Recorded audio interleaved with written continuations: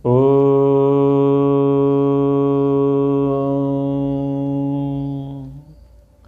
विश्वानि देव सवितर्दुरितानि परासुव यद्भद्रं तन्यासुव यद्भद्रं तन्यासुव।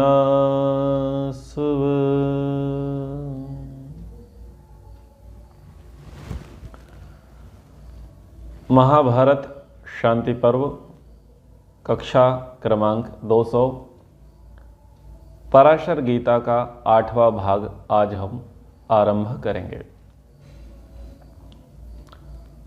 आज का प्रसंग है मनुष्य जीवन। पराशर मुनि जी महाराज जनक को उपदेश दे रहे हैं।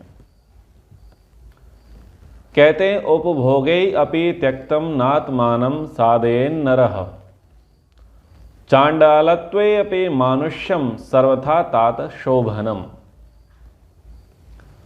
मनुष्य जीवन के विषय में बताते हुए कहते हैं कि यदि मनुष्य के जीवन में उपभोग के साधनों की कमी हो,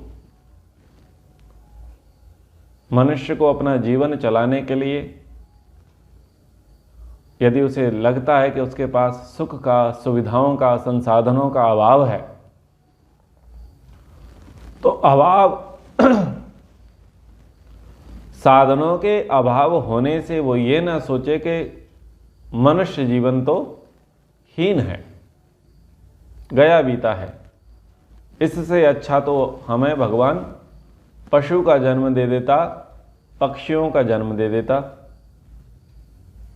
क्योंकि जब मनुष्य ये देखता है कि उसके जीवन में अभाव हैं, कष्ट हैं, पीड़ाएं हैं, बाधाएं हैं, अर्थहीनता है,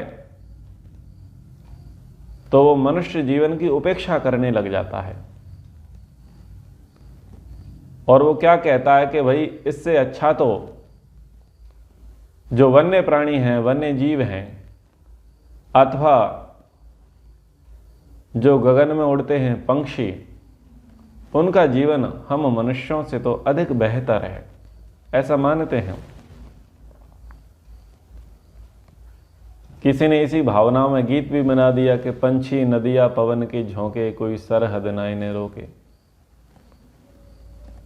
उन्होंने ऐसी कल्पना कर दी कि मनुष्य के जीवन से तो पशु पक्षी इनका जीवन बेहतर है। तो पराशर मुनि जी कहते हैं कि यदि चांडाल की भी योनि क्यों ना मिल जाए, तब भी मनुष्य को अपने आप को हीन दीन नहीं समझना चाहिए। मनुष्य जीवन मिला है यही पर्याप्त है, चाहे भले ही चांडाल के घर में ही क्यों ना जन्म मिले, क्योंकि मनुष्य का जीवन सभी प्राणियों से उत्तम है, बेहतर है।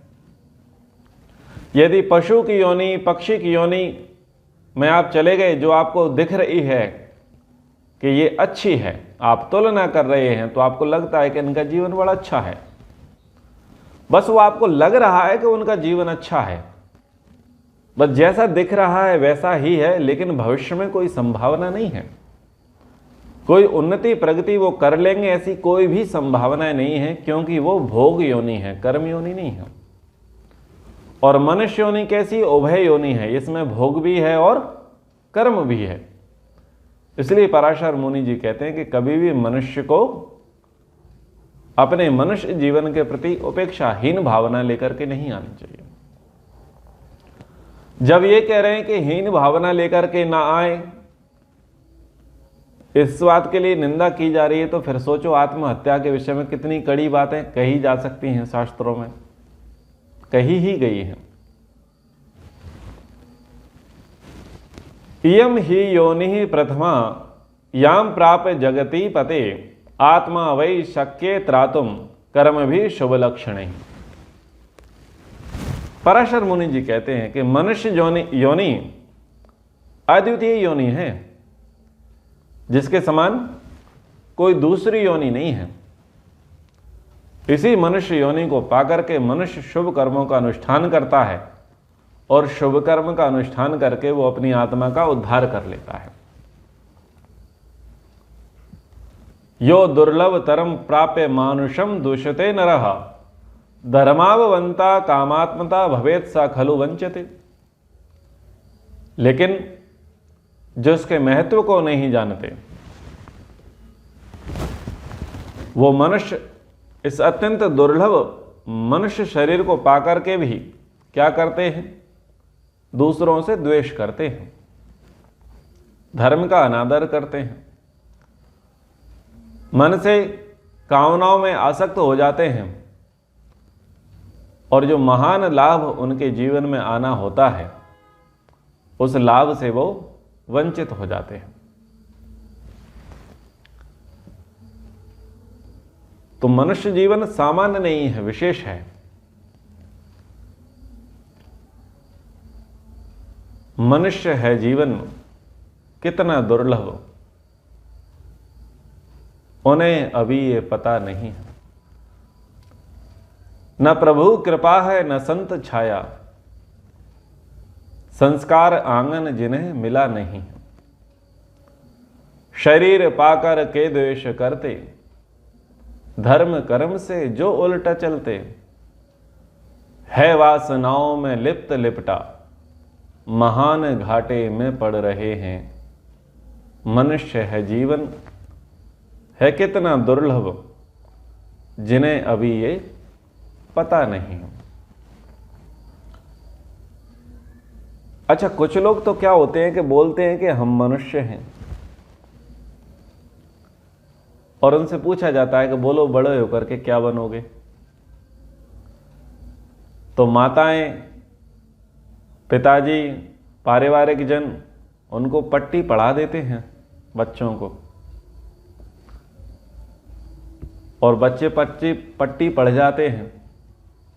यानी जैसा जैसा सिखा दिया जाता है वैसा वैसा बोलने लग जाते हैं। तो कोई पूछे कि बोलो क्या बनना है, तो देखा देखी करते हैं, देखते हैं किस में अधिक सुख है, कौन अधिक प्रसिद्धि को प्राप्त कर रहा है, कौन अधिक पैसे कमा रहा है, किसकी 10 उंगलियां घी में हैं। तो उस प्रोफेशन को देख करके उसे क्या बना लेते हैं, उसे अपना आदर्श बना लेते हैं। तो कोई कहता है कि बड़ा होकर के हमें डॉक्टर बनना है, कोई कहता है कि हमें इंजीनियर बनना है, कोई कहता है कि हमें पायलट बनना है, कोई कहता है कि हमें पॉलिटिशियन बनना है, कोई कहता है कि हमें पत्रकार बनना है, कोई कहता है हमें अभिनेता बनना है। तो बस जैसा जैसा दिखते हैं, जिसका ग्लैमर अधिक है, जिसकी चमक धमक अधिक है, वैसा ही बनने का वो ठान लेते हैं, विचार कर लेते हैं। लेकिन अगर उनसे ये पूछा जाए कि मनुष्य बनना है क्या, तो क्या बोलते हैं वो? आपको क्या हम पशु दिखते हैं? हमारे यहां सींग लगे हुए हैं, हमारे पूंछ निकली हुई है क्या? अरे हम मनुष्य ही तो हैं। तो मनुष्य का तो केवल शरीर मिला है, मनुष्य होना अलग बात है। मनुष्य तन मिल गया है, मनुष्य की देह मिल गई है, मनुष्य की योनि मिल गई है, पर मनुष्यपना है क्या, यह विचारणीय है।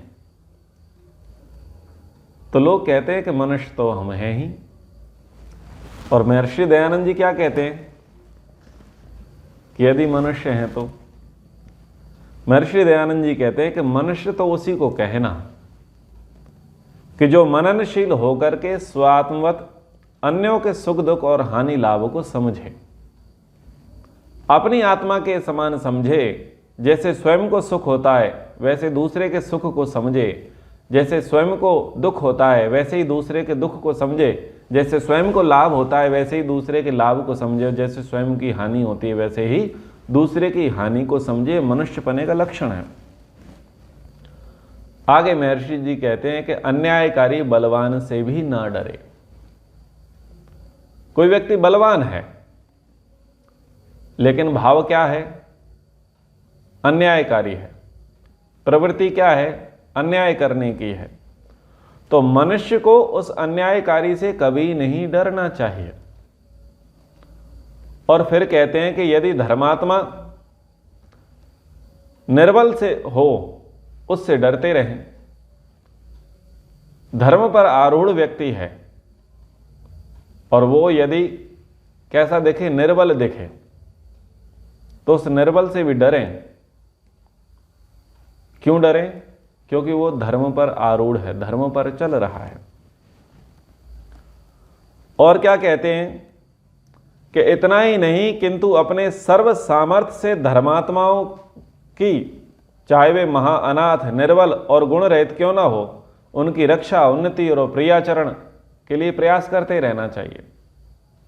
जितना भी आपका बल है, सामर्थ्य है, तो आपको जितने धर्मात्मा लोग दिखाई दिए, भले ही वो अनाथ दिखें, असहाय दिखें, अपंग दिखें, दीनहीन दिखें, तब भी उनकी सदैव रक्षा का प्रयास करें, उनकी उन्नति का प्रयास करें और उनके प्रति प्रिय व्यवहार करें। और इसके विपरीत यदि अधर्मी हो, और अधर्मी कैसा हो? चाहे वो सनाथ हो, यानी बड़े कुल वाला हो, बड़े पद वाला हो, बड़ी प्रतिष्ठा वाला हो, तो कहते हैं चक्रवर्ती हो, यानी बड़ा राजा हो, महाबलवान हो, और कुछ गुण भी हो, यानी अच्छे पद भी हो, अच्छी प्रतिष्ठा भी हो, लेकिन वो कैसा है?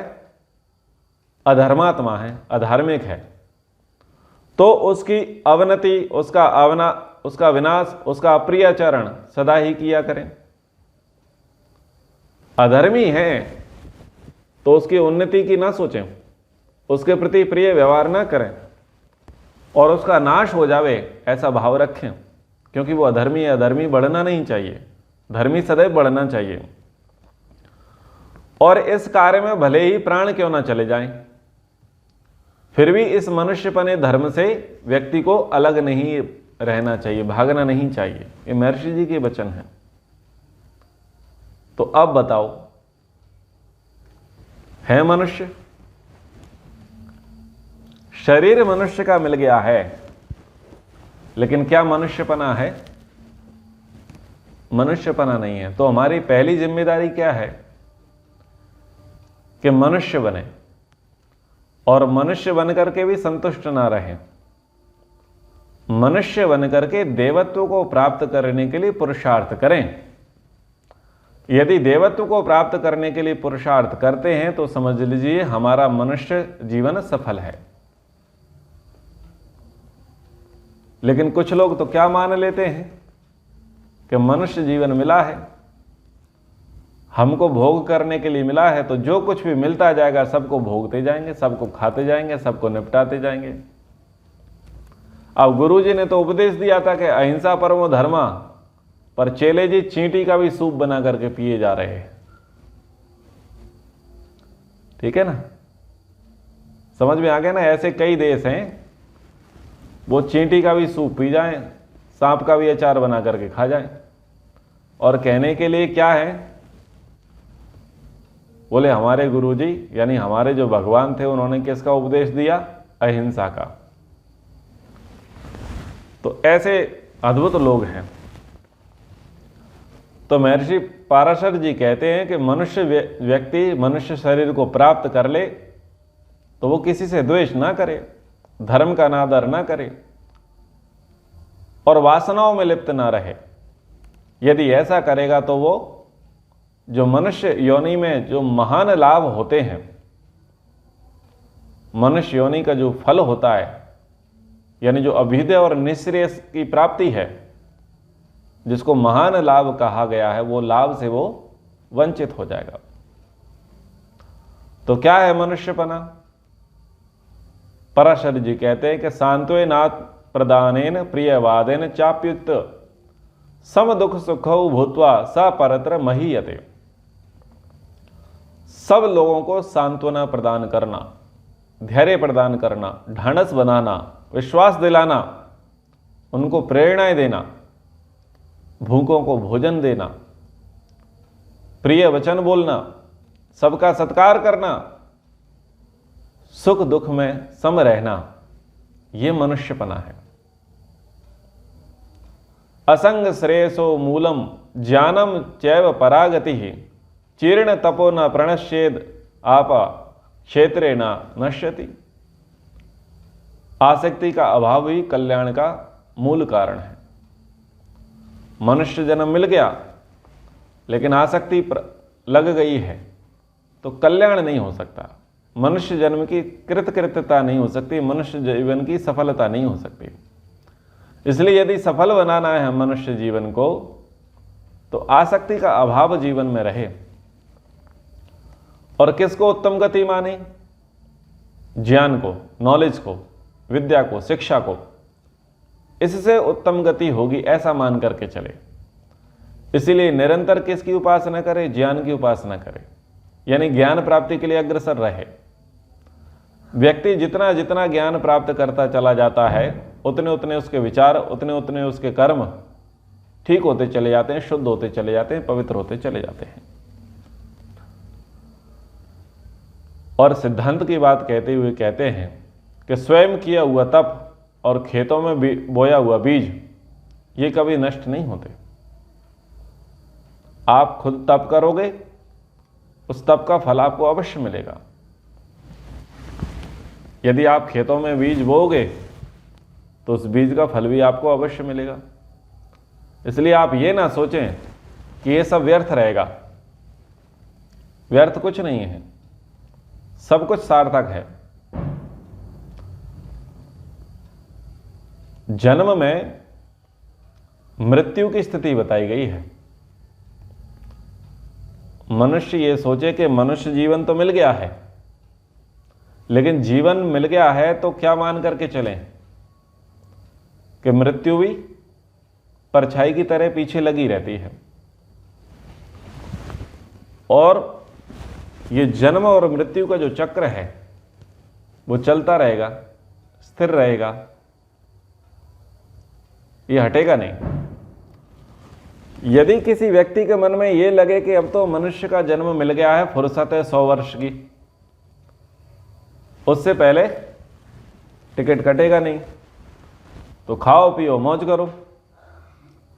अथवा ठीक है, धर्म की बातें हैं, कर्म की बातें हैं, समाज सेवा की बातें हैं, राष्ट्र की बातें हैं, ईश्वर भक्ति की बातें हैं, तो कर लेंगे, अभी कौन सी उम्र है, एक समय में आकर के कर लेंगे। तो ऐसी मानसिकता लोग रखें, उनके लिए पहले ही उपदेश कर दिया कि जन्म के पीछे मृत्यु लगा हुआ है। आपका जैसे ही जन्म हुआ वैसे ही मृत्यु आपके पीछे परछाई की तरह खड़ी हुई है। तो यदि जो व्यक्ति ये ध्यान देगा कि कभी भी किसी भी क्षण मृत्यु का पाला पड़ सकता है, तो फिर व्यक्ति का फोकस क्या होगा? व्यक्ति का फोकस भोग नहीं होगा, व्यक्ति का फोकस योग होगा। यानी वो चाहेगा कि मेरे पास जितना भी समय बचा है, जितनी भी मेरी सांसें बची हैं, जितना भी मेरा दिन बचा है और जितना भी मेरे शरीर में सामर्थ्य है, उसका मैं सदुपयोग करूं और अपने भविष्य के लिए कुछ अर्जित कर लूं, फिक्स डिपॉजिट कर लूं, परलोक साधक कुछ कार्य कर लूं। लेकिन जिसकी बुद्धि में मृत्यु नहीं है, जो ये मान्यता ही नहीं है कि मैं मरूंगा, वो कभी भी परलोक साधक कार्य नहीं कर सकता। मृत्यु क्या है? दंड है। तो जिस व्यक्ति की बुद्धि में दंड नहीं है वो क्या होगा? वो उदंड होगा। वो सदैव नियमों को तोड़ेगा, वो सदैव स्वच्छंद जीवन जीना चाहेगा।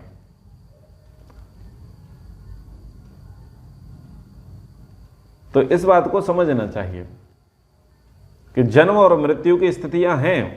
जन्म लगा हुआ है तो मृत्यु अवश्य है, और मृत्यु होगी तो जन्म अवश्य है। इसलिए मनुष्य को धर्म और मोक्ष को जानना चाहिए। जीवन का एकमात्र उद्देश्य अर्थ और काम नहीं है कि बस अर्थोपार्जन में लग जाओ और अर्थोपार्जन से कामोपभोग करें। मोक्ष और धर्म भी मुख्य हैं, वो भी जीवन के अभिन्न अंग है, उनकी कभी उपेक्षा नहीं कर सकते। तो जो व्यक्ति मोक्ष धर्म को नहीं जानता वो अज्ञानी मनुष्य संसार में आबद्ध होता है, फंसता है और बार बार जन्म मरण के चक्कर में फंसता रहता है। उसका जन्म मरण चलता रहेगा। लेकिन ये जन्म मरण भी बड़ा विचित्र है।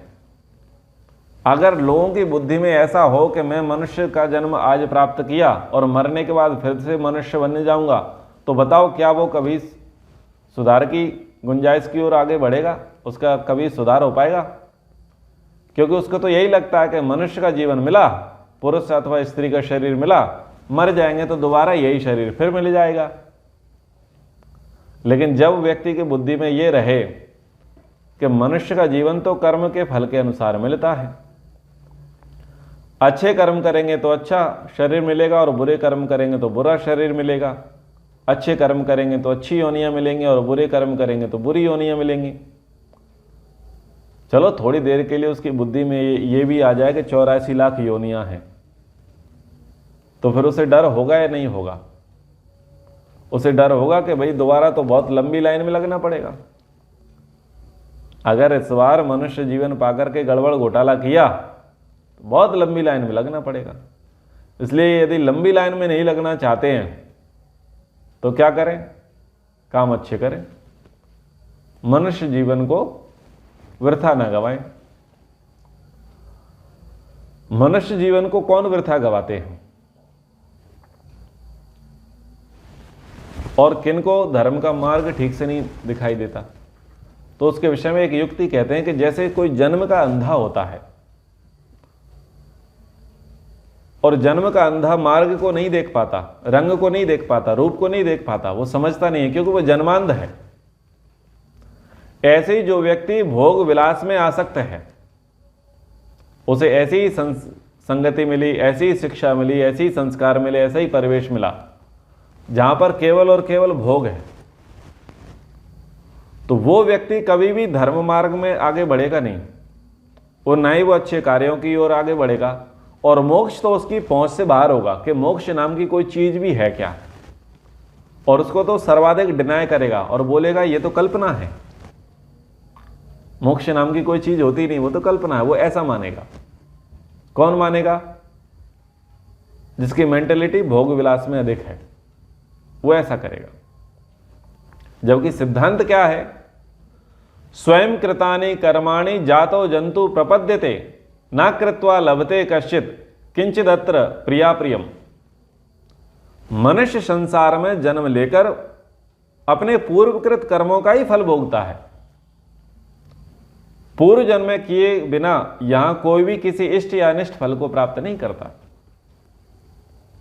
आज आपको अच्छा सुख भोग प्राप्त हुआ, वो आपके पिछले किए का फल है, और यदि दुख भोग मिल रहे हैं तो वो भी पिछले किए का फल है। तो जितना भी सुख या दुख आपको मिला, यानी जितना आपको जाति आयु भोग प्राप्त हुआ, वो ऐसे ही नहीं है, वो व्यवस्था से नहीं है कि बस वो मिल गया। वो आपके कर्मों के अनुसार मिला है। तो कर्मों के अनुसार ये मिला है, तो आप आगे की भी सोच लीजिए। यदि आप आज बेहतर कर लेंगे तो आपके बेहतर किए के अनुसार आपको अगली बार बेहतर मिल जाएगा। तो जिसकी बुद्धि में बात घुसेगी कि अभी जो वर्तमान जन्म है मेरा, अभी जो वर्तमान परिवेश मुझे प्राप्त हुआ है, ये मेरे पिछले कर्मों का फल है, जो ये मानेगा उसको तो धर्म अध्यात्म मोक्ष याद आएगा, समझ में आएगा। और जो ये नहीं मानेगा, जिसका इस विषय पर चिंतन नहीं आएगा, वो बार बार जन्म मरण के चक्कर में, यानी नारकीय योनियों में उसका प्रस्थान होता रहेगा। न माता न पिता किंचित कस्य चित प्रतिपद्यते दान पथ्यो दनो जंतु स्वयं कर्म फलमश्नुते। माता और पिता भी परलोक साधन में किसी की कुछ भी सहायता नहीं करते। कुछ लोग ऐसा मान लेते हैं कि हमें कुछ विशेष करने की आवश्यकता नहीं, अभी तो माता जी हैं, अभी तो पिताजी हैं, वो सब कर लेंगे। प्रायः आपने देखा होगा कि बच्चों की ऐसी मेंटेलिटी होती है, वो सोचते हैं कि अभी तो खा लें, कमा लें, घूम लें, फिर लें। ये सब कार्यों की जिम्मेदारी किसकी है? बोले अभी माता पिता जिंदा हैं तो इस कार्य को वो देख लेंगे। बोले तुम कब देखोगे? बोले जब कभी हमारा अवसर आएगा तो हम देख लेंगे। तो इसमें होता क्या है कि वो उपेक्षा करना आरंभ कर देते हैं, वो बैठना पसंद नहीं करते।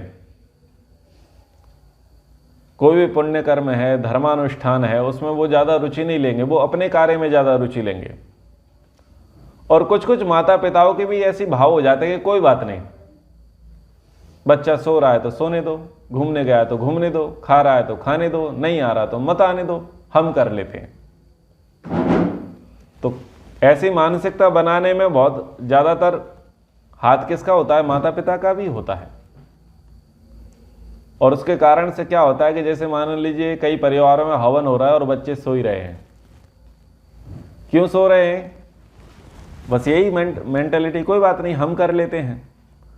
और बच्चे देख लेते हैं कि कोई दिक्कत नहीं है, जानते तो हम भी हैं हवन करना, पर अभी माता पिता कर रहे हैं, हमें विशेष करने की आवश्यकता क्या है? तो ठीक है, माता पिता खाना खा लेंगे तो मैं खाने की आवश्यकता क्या है? ये बात तो नहीं जमेगी। बात तो यही जमेगी कि माता पिता खाएंगे तो माता पिता का पेट भरेगा, आप खाएंगे तो आपका पेट भरेगा। तो हवन करोगे तो पुण्य किसको मिलेगा? माता पिता करेंगे तो माता पिता को मिलेगा, तुम करोगे तो तुमको मिलेगा। तो ऐसी मानसिकताएं होती हैं घरों में, बहुत सारे घरों में होती हैं कि बच्चों को बड़े लाड़ प्यार से रखा जाता है, जवान हो जाते हैं, बड़े हो जाते हैं, कंधे से भी ऊपर निकल जाते हैं हाइट में, लेकिन माता पिता का धर्म के क्षेत्र में ऐसा कोई विशेष रुझान नहीं होता कि वो उनको धर्म के क्षेत्र में आगे बढ़ाएं। और बच्चे भी ऐसा मान लेते हैं कि भाई अभी तो हमारी जवानी की अवस्था है, खेलने कूदने की अवस्था है, जब कभी हमारे सिर पर जिम्मेदारी आएगी तब देखेंगे। तो यहाँ पर ये बात कही जा रही है कि आप जो कुछ भी प्राप्त कर पा रहे हैं वो आपके कर्मों के अनुसार है। परलोक साधन में माता और पिता सहायक नहीं है। अच्छा, गारंटी है कि माता पिता के मरने के बाद ही बच्चे मरेंगे? गारंटी है क्या? वो अभी जो आप 15 साल के और 75 साल के हो ही जाओगे, गारंटी है क्या? कोई गारंटी तो नहीं है ना। तो सोचना चाहिए कि जब इस मामले में गारंटी ही नहीं है तो आप ऐसा क्यों हाथ पर हाथ धर करके बैठ जाते हो कि नहीं कोई बात नहीं कर लेंगे। तो आश्चर्य की बात है, बच्चे भी हाथ पर हाथ धर करके बैठे हैं और माता पिता भी हाथ पर हाथ धर के बैठे हैं, कर लेंगे। परिणाम क्या निकलता है? परिणाम ये निकलता है कि बच्चे आना बंद कर देते हैं और फिर जब बच्चों का विवाह हो जाता है तो बिल्कुल सेपरेट हो जाते हैं। फिर बच्चों के बच्चे हो जाते हैं तो वो और सेपरेट हो जाते हैं। फिर स्थिति क्या होती है? ना भोजन में ना भजन में, 3 पीढ़ी एक साथ बैठती ही नहीं है। तीनों पीढ़ी अलग अलग हो जाती है, सबके अलग अलग विचार हो जाते हैं। तो तीनों पीढ़ी की एकता में यह भी मुख्य है कि जैसे आप खाना खाओगे आपका पेट भरेगा, हम खाना खाएंगे हमारा पेट भरेगा। आप नहाओगे आपके शरीर को ऊर्जा मिलेगी, ताजगी मिलेगी। हम नहाएंगे हमारे शरीर को ऊर्जा मिलेगी, ताजगी मिलेगी। इस काम को हम माता पिता पर नहीं छोड़ सकते या किसी एज विशेष में, अवस्था विशेष के लिए पोस्टपोन नहीं कर सकते। तो वैसे ही कर्मों को, जो परलोक मार्ग के जो साधन हैं, उनके अनुष्ठानों को भी हम माता पिता के हिस्से में नहीं छोड़ सकते। बच्चों को अपने स्तर से सिखा देना चाहिए, समझा देना चाहिए कि आप भी अपनी योग्यता अवस्था के अनुसार इतना इतना धर्म कार्य तो अवश्य ही करो।